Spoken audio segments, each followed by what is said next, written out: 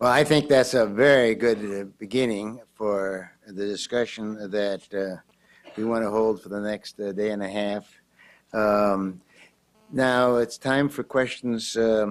Let's first of all see if any members of the round table have any questions, and then we'll go to everybody else. Or have the panelists so fully covered the subject that there's nothing left to be said?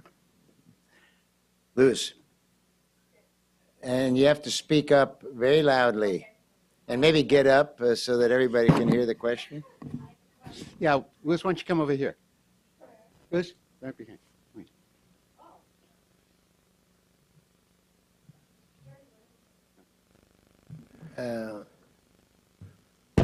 Hi, I wanted to ask you about institutionalizing the public's voice in many of the federal efforts. I mean, it used to be some years ago that NIH had the Council of Public Representatives, ATSDR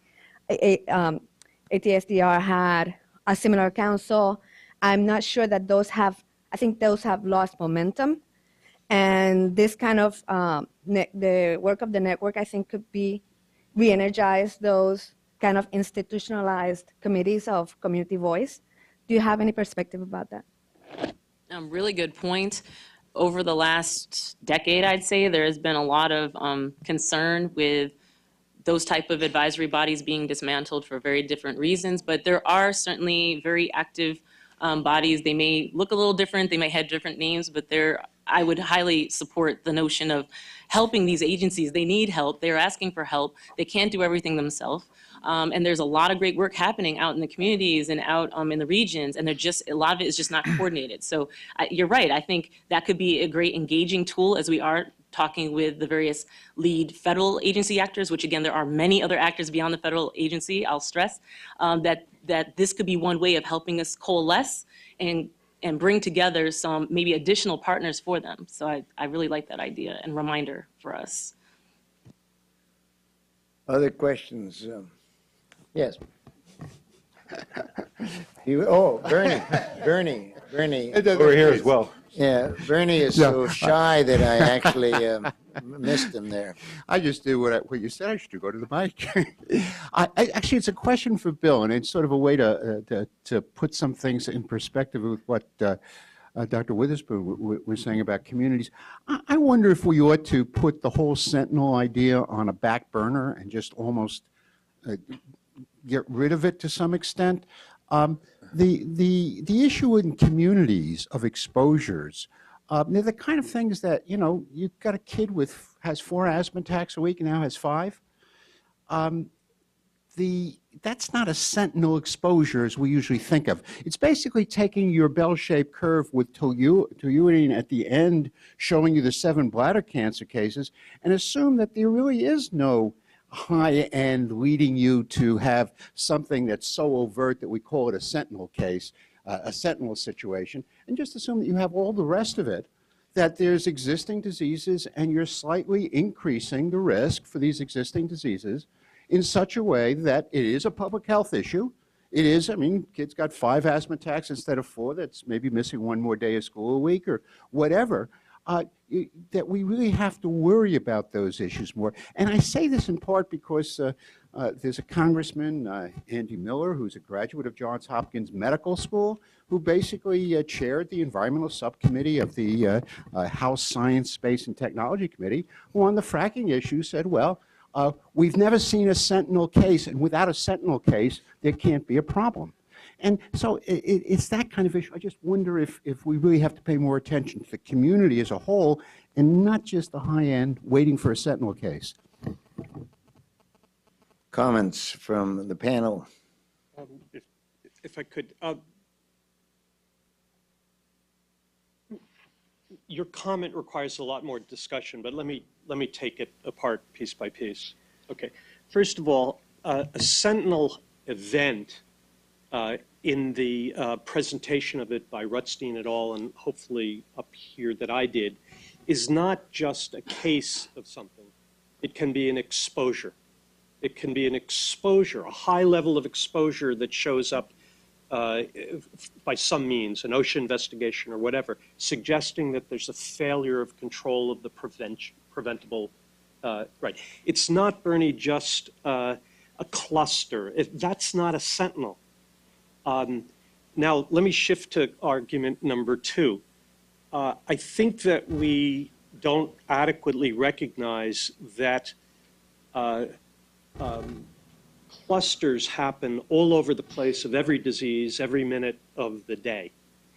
And that this country has an incredible infrastructure for sorting through which of these clusters are false positives, if you say, you know, the 4 asthma attacks last week, the 5 this week, you know, whatever, versus the 7 cases of bladder cancer in a company that's using a chemical that the toxicologists have identified as a carcinogen, but is unregulated. That's a sentinel health event. The incredible infrastructure has 2 parts of it. One is state health departments all over the country that are sorting through the positive sentinel health events, the real ones that tell you there's something going wrong, from the background. And I think you were focusing more on the background ones. And then it's interesting, related to the first question that was asked, how do we get communities and others more involved?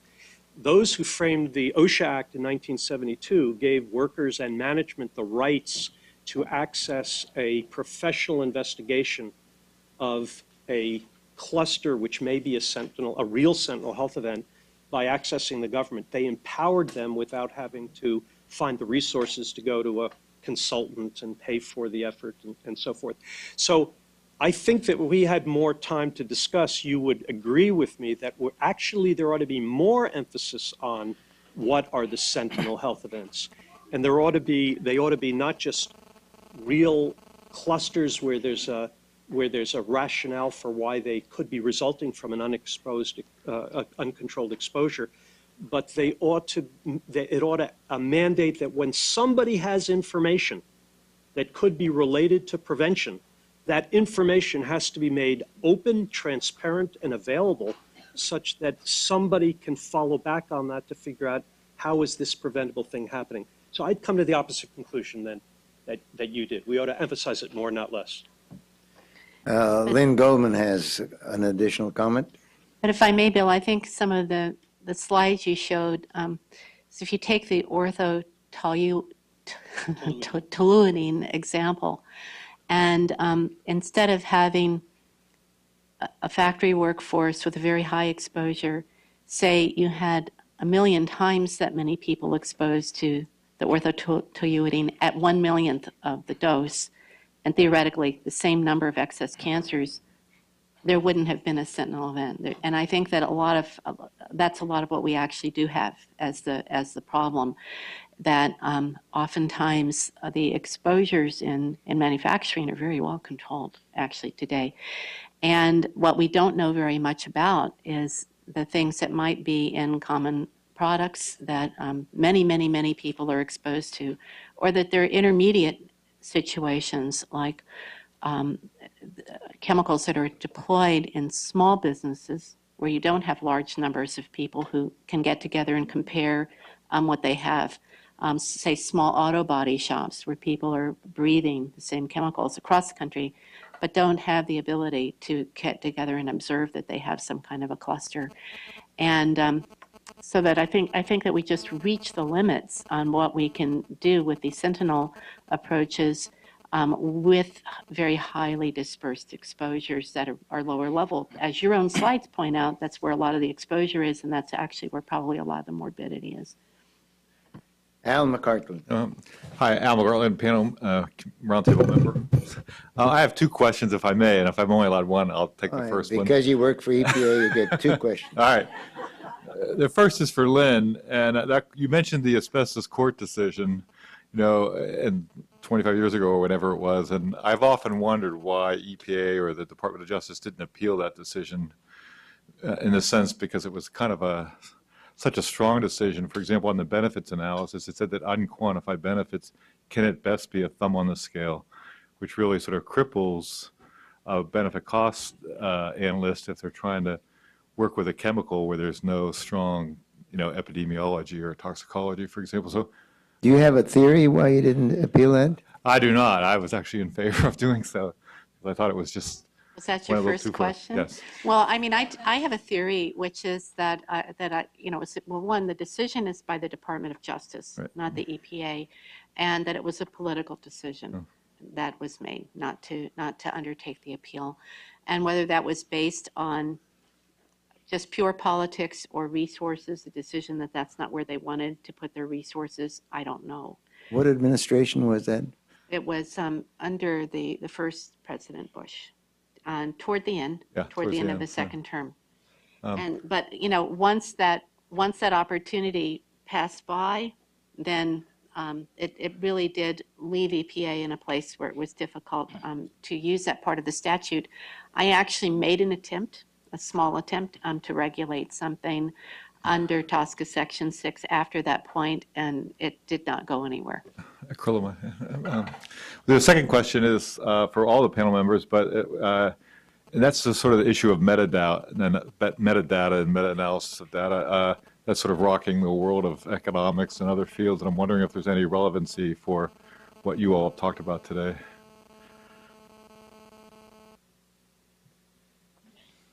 Dr. Halpern? Meta-analysis is actually an old phenomenon in occupational epidemiology, and I'll go back to the discovery of bischloromethyl ether lung cancer in Philadelphia many, many years ago.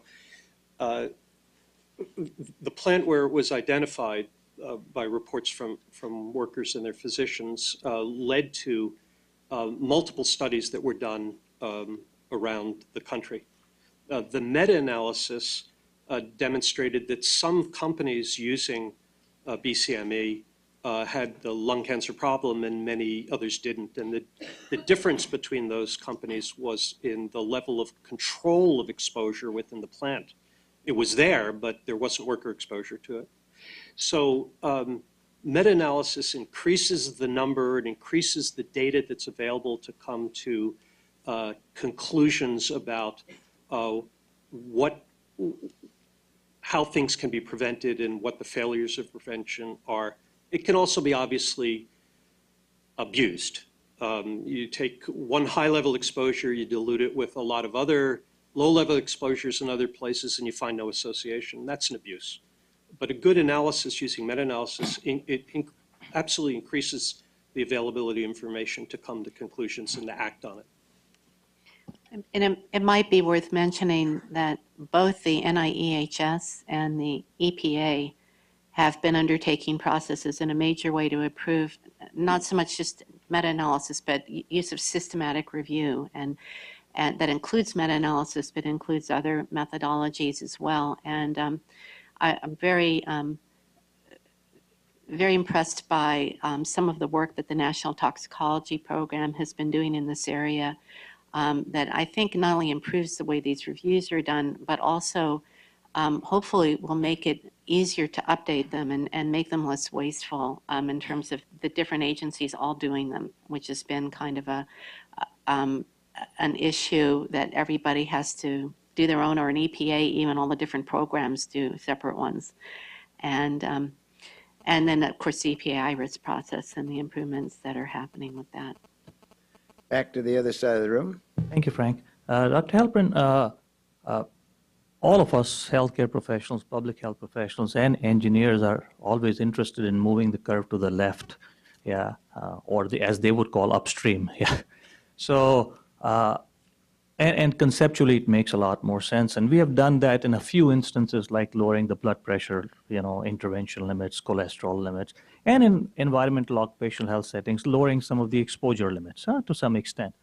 My question is around, what do you see in terms of the impact, if we even think about it, doing it for one or two or a few things, in terms of our healthcare system, in terms of our healthcare delivery, and in terms of our healthcare cost? It's a really good question. Let me go back to the issue of the example that I used, if you would. the risk to workers at high level of exposure to toluidine is clear, right? It's clear. And the control is clear, et cetera.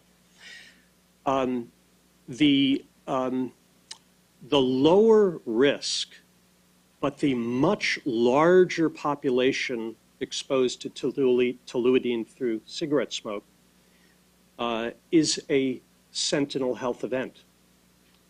It's not because at lower levels of exposure that the risk is the same as the occupational. It's because the volume of people exposed at this lower level will result in many more people developing bladder cancer than the higher risk but smaller population in the occupational setting. So let's just follow the example. Let's say that you could reduce exposure to toluidine in cigarette smoke by focusing as you've described. You would reduce the amount of bladder cancer associated with cigarette smoke. It would have a huge economic effect on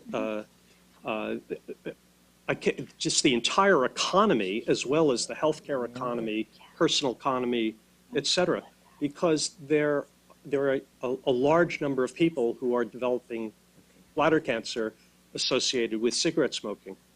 We think of lung cancer as the prominent effect, but there is this other group. So the effect on healthcare would be very much more, it would be much more effective, and ultimately there would be lower cost. Of course, in the process, there would be more screening and et cetera, but ultimately there would be lower cost by absolutely controlling that lower level exposure. Right there, please. Thank you. Dr. Witherspoon, you mentioned that, We want to identify yourself. oh, Dennis Devlin. Yes, I'm a roundtable member with ExxonMobil. You mentioned that ATSDR is now focusing on community concerns, and if I understood you correctly, actually putting resources into the communities. I think that's very interesting and potentially very helpful source of information. It's foundational, basic information from the communities. Can you say something about whether those concerns will be shared publicly? And what I'm most interested in are specific concerns. So people say, well, I'm concerned about children's health or something like that. I think we're all aware that that's a national concern. But more specific concerns would be very helpful. Sure. Could you say something about that? Sure, thank you. Definitely cannot speak for National Center at CDC or ATSDR, but I will say that a lot of us would hope and will strongly encourage that transparency is made. Any of you that might have seen the kickoff to the national conversation, because it was webcast, it was very, very clear from the beginning, as was expected, that many, many communities are very concerned. They're very upset. Many of them have been personally impacted. They have seen family members die as a result of known environmental exposures, and on and on. So ATSDR has always been at the focus of this whole work. Inevitably, and so they took many of the recommendations extremely seriously. And again, the whole notion of the environmental assessments was really attacked. A lot of community members felt that the previous ways of doing them, the protocols were flawed in many, many cases. So there was a commitment from not only Howie Frumkin, but eventually Chris Portier, who's not there anymore, and I know that they're looking for a new director, that's yet another aside, to continue to stay engaged with the community, to hear, the realities of the concerns, and to take that back. So it's my understanding that, they're taking this very seriously. They don't want to be seen as the black sheep in communities. They want to be seen as a partner with the community. So if that helps. Okay, thanks. Yeah. Thank you. Back over there. Henry Henderson, a roundtable member and co-chair with Nancy. And I got really two questions. The first is sort of to be supportive of the national conversation. And both Lynn and Bill were the same era as I am. You're a younger person, of course, Nancy, than the three of us. But we came out of the era when there was a great deal of community concern. But, the angry communities got good press coverage.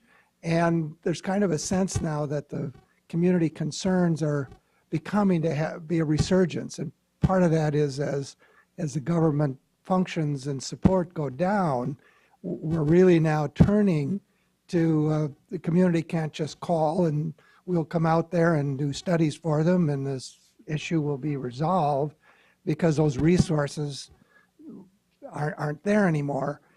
And so my question is, and this is for all three of you, to see that there is a resurgence now, a new revitalization of the community concern types of issues. There are a bunch of new ones that have come up, but a lot of the waste sites, the food safety issues, those are long-term kind of low-level exposure. So that's one for you to think about. But before I forget my second question, let me raise it. This is kind of to Bill, and the cancer is a good example because kind of the foundation of that is that it's a no threshold effect. So you can move things to the left and actually have a health outcome impact.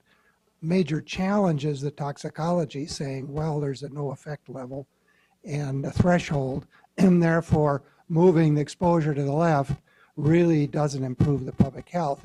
And I would just raise, and this maybe for further discussion with other groups, as we're now seeing with lead, we're seeing with mercury. In fact, this threshold concept for a lot of this may well be a construct of how we tested things and our ability epidemiologically to detect them.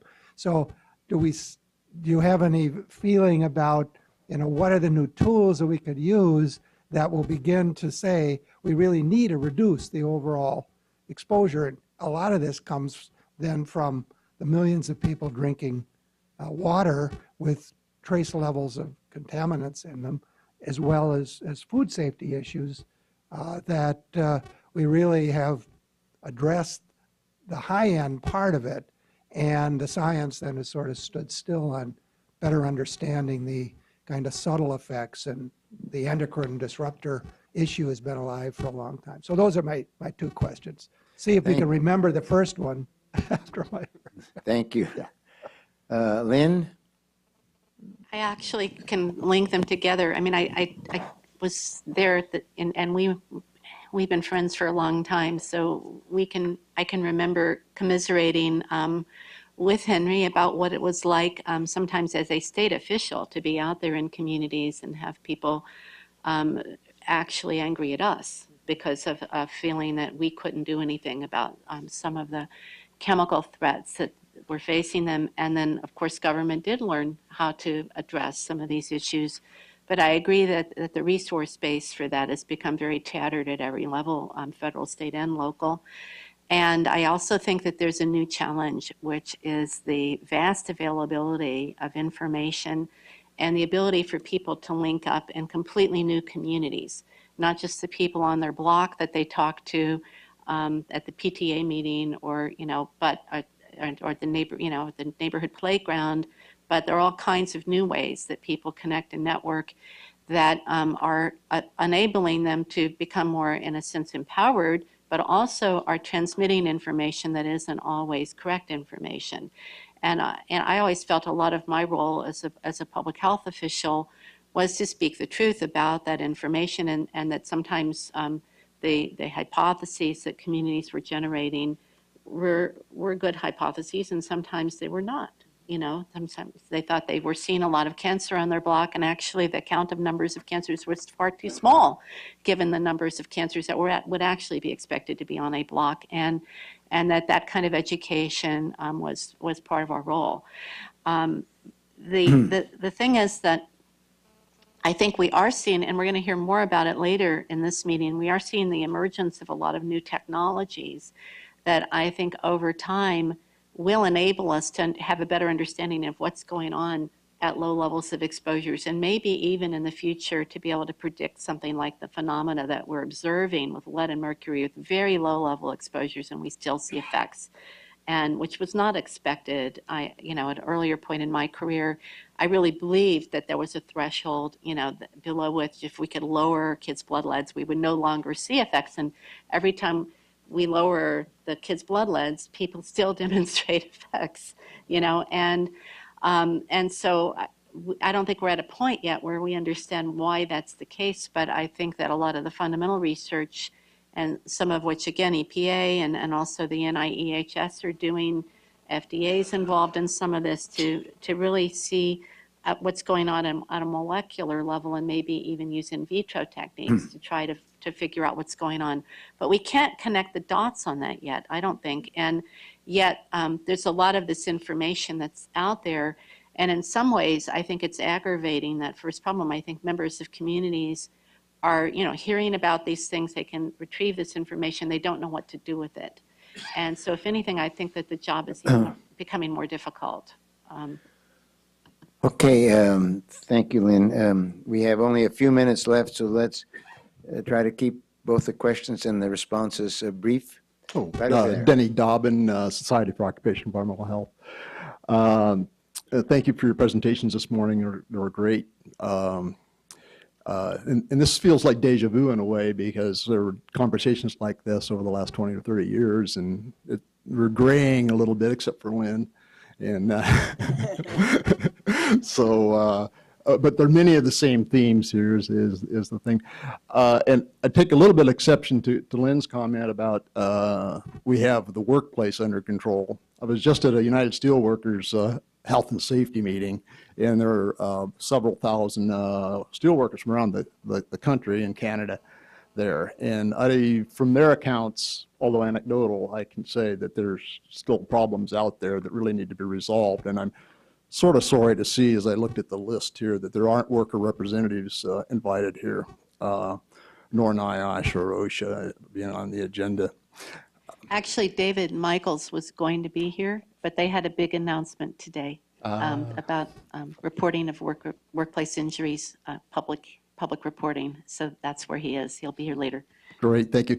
My question is some of the things from the past that you kind of mentioned but didn't. ADs, I always thought were an important way of looking forward in the to see where things were going.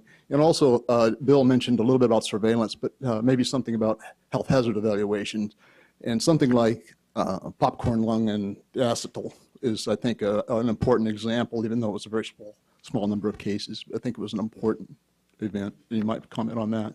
Thank you. Yeah, well, I think there's several issues here. One is that there's an opportunity for actively searching for problems that are real and controllable. Part of that process leads to generation of new information, which leads ultimately to control of the problem. Now, there are various routes to that situation. One is through toxicology to epidemiology. The other is from local observation to epidemiology to intervention. There are many routes to it. So I think that to argue that, I don't think anybody here is arguing for one versus the other. It's the issue of looking at our experience and saying, how are we making progress? How do we essentially rev up those things that work and rev down those things that are less effective? But there are multiple approaches to this. I do think that we have to separate the question of what is it that we're looking for and what systems do we have to find it, right? For example, people may not know that NIOSH has a system called National Occupational Mortality Surveillance, where death certificates from 18 states are coded by industry and occupation, and people then look for excesses by industry and occupation, which leads to other investigations of why, how, what can be done, et cetera, et cetera. One has to separate that from the general flux of concern, which I would call clusters, if you will, cluster identification, which is different. It's kind of it's a receptive system, different than saying, these are the things we want to control. These are the sentinels. How do we go find them, and then how do we do something about them? Thank you. Last question from the floor, please. Gina Solomon with the California EPA. This was a fantastic panel. Thank you all, and a great discussion. I wanted to elaborate a little bit more, sort of go into a little bit more the orthotoluidine example, because it brings out a whole other layer, I think, of data gaps and problems if you sort of look at, okay, you know, we identified a problem in this one industry sector. We recognize that there may be an issue in tobacco smoke, but then we also can look at the fact that there are a variety of dyes that are used that actually break down into O-toluidine. And those, although some of those, or many of those, I believe, are regulated in Europe, they're not controlled here in the US. And yet, in the context of various efforts that are out there, including the California Safer Consumer Products effort, where we're trying to figure out what's going on out there, you can identify a priority chemical like that and have no way of really being able to figure out if it's still being used, where it's still being used, what it might still be in, and how people might still be exposed. And those gaps create a whole additional set of difficulties because often what ends up happening, if you look historically, is that when incidents occur, good proportion of the time, it's not necessarily a new chemical. It may well be a chemical that we already knew was a problem, but it had not yet been recognized as a problem in this context. And if we have to address every context separately in the, with this absence of information, that's a problem. Love thoughts on that issue. Well, I Thank agree. you. I agree, Gina, and I think that inventory update that EPA has done for years that they now call the chemical data system, that some of the changes that they've been making to lower the thresholds to get information about actual uses and how these chemicals are processed, and the fact that also they have made those data for the first time easily accessible. But these are changes that happen very slowly. I mentioned they were phasing in the lowering of the thresholds for getting that detailed information. Well, remember, the reporting cycle is every 4 years.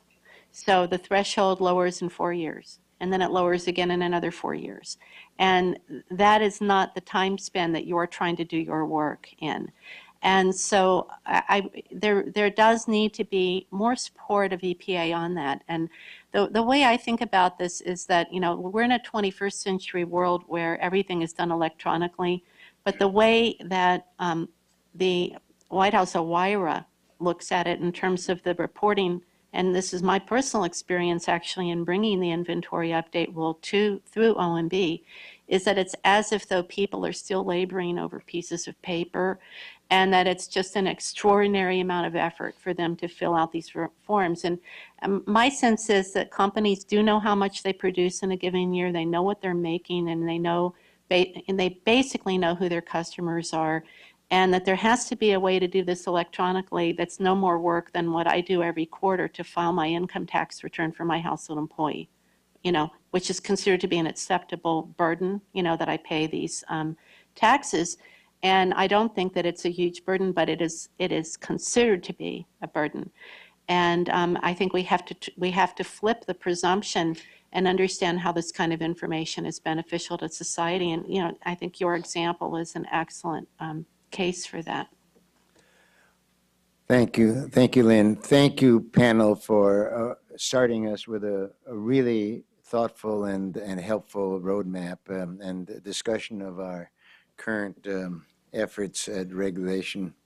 So thank you very much. We have, and thank you, Lynn, for paying the taxes on your employees. I was not sure about that. We have cut into our break time a little bit, so let's take a 12-minute break, and then we go on to session 2, which discusses current programs. It talks about successes and using euphemisms, talks about areas for improvement, which means failures. And I think we will learn more. but we got off to a terrific start by reason of the presentations we heard. 12-minute break.